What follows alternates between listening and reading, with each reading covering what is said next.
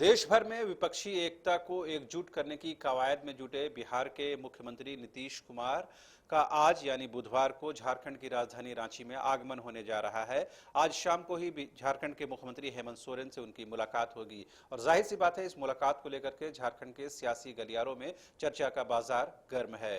इस विषय पर बात करने के लिए हमारे साथ मौजूद हैं हमारे सहयोगी मदन। चूंकि बहुत इंतजार किया जा रहा था कि ललन सिंह खीरू महतो से कई दौर की बातचीत हो चुकी है मुख्यमंत्री की, अब नीतीश कुमार का आगमन हो रहा है, क्या चर्चा है पॉलिटिकल गलियारे में? बिल्कुल, देखिए, एक कोशिश हुई है मोदी के खिलाफ एक मजबूत विपक्ष बनाने के लिए। जिस तरह से लगातार दूसरी बार मोदी ने केंद्र में अपना सत्ता हासिल किया, ऐसे में अब तीसरी बार जो है फिर से वो चुनावी मैदान में उतरने को तैयार है।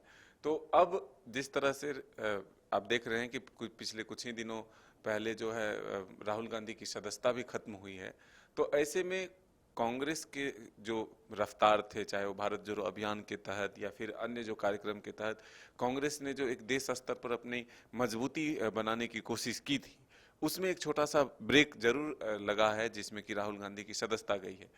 लेकिन अब दूसरी तरफ से जो फ्रंट तैयार कर रहे हैं वो है बिहार के मुख्यमंत्री नीतीश कुमार। कुछ ही दिनों पहले बिहार में बीजेपी से अलग हुए नीतीश कुमार, फिर आरजेडी के साथ मिलकर सरकार बनाया, लेकिन तभी से वो मोदी के विरोध में खड़े हुए और सीधे तौर पर जो आरजेडी हो या फिर और भी जो नेता हैं वो नीतीश कुमार को एक तरह से पीएम मटेरियल बताने लगे। लेकिन नीतीश कुमार ने इस चीज़ का खंडन किया और कहा कि मैं अभी फिलहाल पीएम मटेरियल के तौर पर नहीं या पीएम बनने की इच्छा से नहीं, बल्कि एक मजबूत विपक्ष बनाने के लिए, जो कि नरेंद्र मोदी यानी कि जो केंद्र की सरकार है उसके खिलाफ एक विपक्ष मजबूत हो, ताकि एक मुकाबला हो सके और सरकार बदलने की कोशिश हो सके। मगर झारखंड के संदर्भ में देखें, क्योंकि अभी तक कांग्रेस ने इस बात की कोई विधिवत घोषणा नहीं की है कि इस जो नया फ्रंट तैयार हो रहा है उसमें वो शामिल होगा या नहीं होगा, उसकी क्या अपनी सोच है। तो क्या झारखंड में इस नज़रिए से अगर बात करें तो क्या कांग्रेस इस चीज़ को लेकर बहुत ज़्यादा उत्साहित नजर आ रही है? देखिए, कांग्रेस के तरफ से एक तरह से आप माने तो जब राहुल गांधी और सोनिया गांधी से मुलाकात हो गई तो पूरे देश स्तर पर कांग्रेस की बात वहीं से डील होनी है। अब रहा बात जो और जो विपक्षी दल है, चाहे यहाँ पर कांग्रेस, आरजेडी और जेएमएम की गठबंधन की सरकार है, तो यहाँ सबसे बड़ा दल जो है वो जेएमएम है।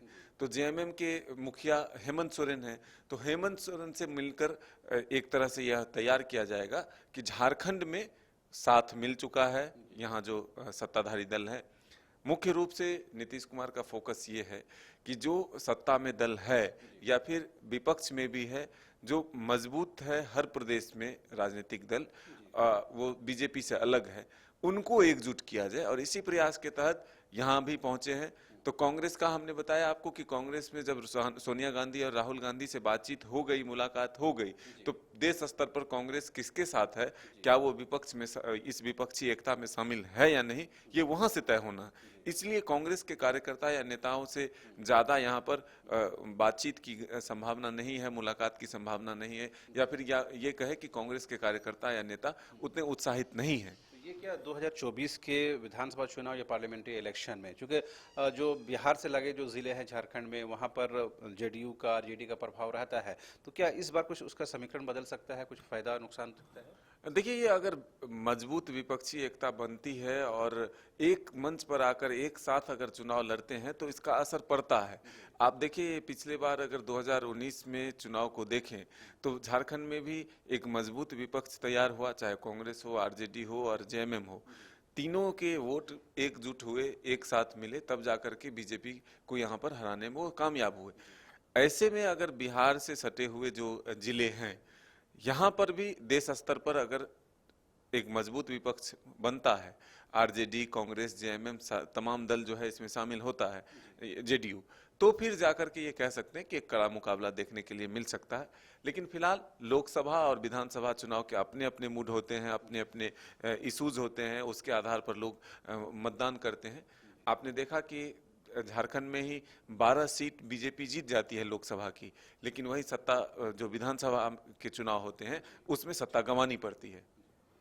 तो कहीं न कहीं जो नीतीश कुमार का आगमन है वो राजनीति के दृष्टिकोण से बेहद महत्वपूर्ण है और अगले साल झारखंड में पार्लियामेंट्री इलेक्शन भी हैं और विधानसभा चुनाव भी हैं, लिहाजा इस मुलाकात को बेहद अहम और ख़ास माना जा रहा है।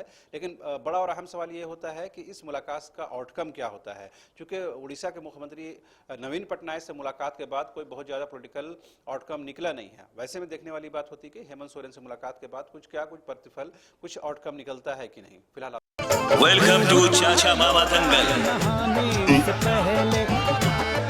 हास्य अदाकार संजय मिश्रा से गुजारिश है कि वह अखाड़े में कूदे और फुलटूस को ट्रॉफी से नवाजे। लगता है समाधि ले ली। अरे बुला रहे हैं। अरे बोल रहे हैं कि उठाना लो। टॉप टेक सीमेंट, जो जोड़े तो छोड़े नहीं, मजबूती ही हमारी पहचान।